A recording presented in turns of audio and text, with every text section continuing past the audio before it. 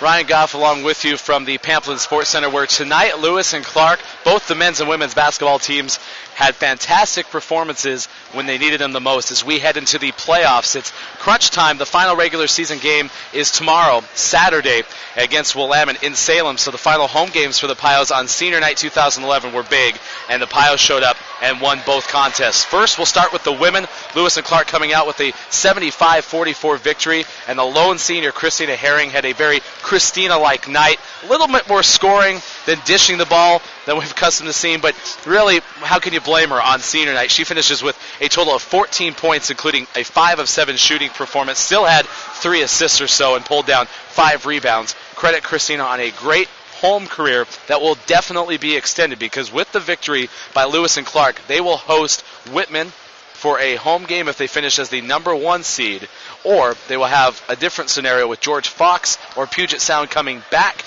to Pamplin if Lewis and Clark cannot get past Willamette on Saturday night. So it'll be interesting to see. What we do know is there's definitely a home game.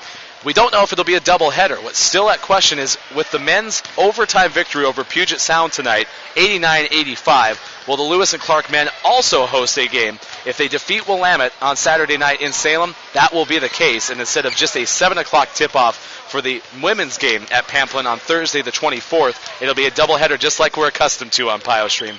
A 6 o'clock and 8 o'clock start for both the women and the men in the Northwest Conference playoffs, the semifinals. So we look forward to that. A couple of quick notes on the men's game. Kyle Meeuwsen, Kelly Edwards, congratulations as they play their final regular season home game. Kelly showed up 22 points, finishes 5 of 8 from the floor, but was 11 of 14 from the free throw line. And when we later post the recaps at the end of the game, where we interviewed both P.J. Taylor and Kelly, he'll talk a little bit about free throws. He had a chance to not even force overtime because a free throw would have given the Lewis and Clark Pioneers an edge for a victory. But one thing you can give credit to the Pios for sure is coming back from a 15-point deficit in the second half. At one point, Puget Sound led 62-47, and then all of a sudden, Lewis and Clark would inch back, get within 6 or 7, but it was at 76-71 that Lewis and Clark went on a quick tear and regained the lead 77-76. That eventually ended regulation at 78 all, and Lewis and Clark, after falling behind by 5 points in overtime, still are able to get the overtime victory, 89-85. So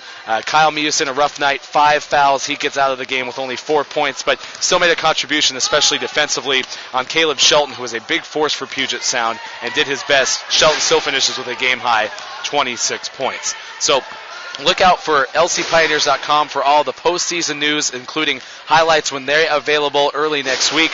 We'll have recaps of both games, the women and the men victories tonight from Pamplin. It was a lot of fun to bring them to you on PioStream, and good luck to the Pioneers on Saturday night.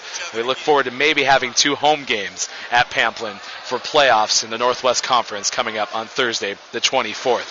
For everyone on the PioStream crew, I'm Ryan Goff saying thanks for having fun with us tonight. Be sure to check out lcpioneers.com for more. And we look forward to talking for playoff basketball a week on Thursday on the 24th. Until then, Ryan Goff saying thanks for coming out, and we'll talk to you next time. Bye.